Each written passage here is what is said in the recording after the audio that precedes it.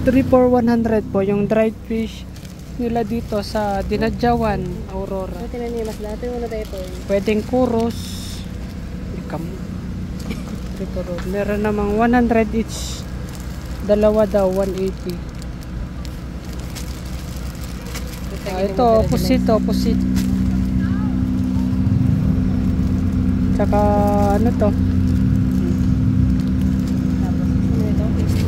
Dapat ikastid na yun. Tika mo no. Tapos la mabanglis nga tayo na mabiyahe. Amat siguro yan.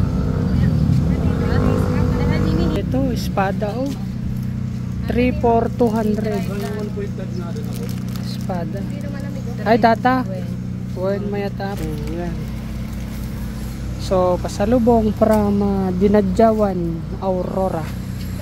Napakatahimik na lugar po ang Dinadjawan, Aurora.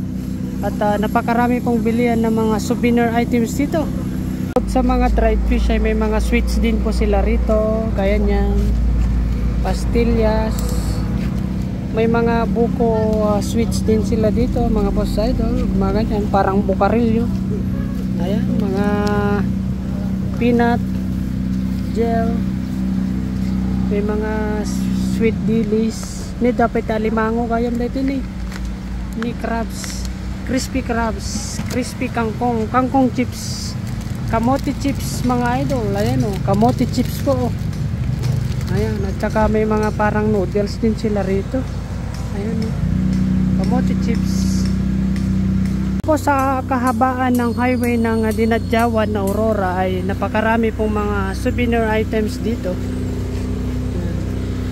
Souvenir items. So bili lang tayo ng rep magnet natin dito para may remembrance naman tayo po dito sa Dinadjawan, Aurora.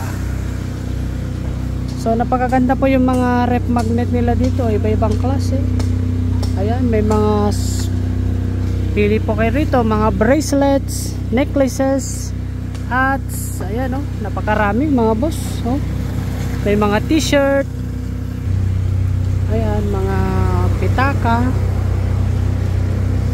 Pero halos pare-pareho naman sila ng mga binebenta mga lods no? Ayan.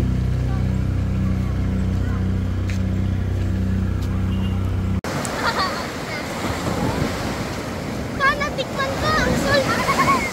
Huwag nang titikman.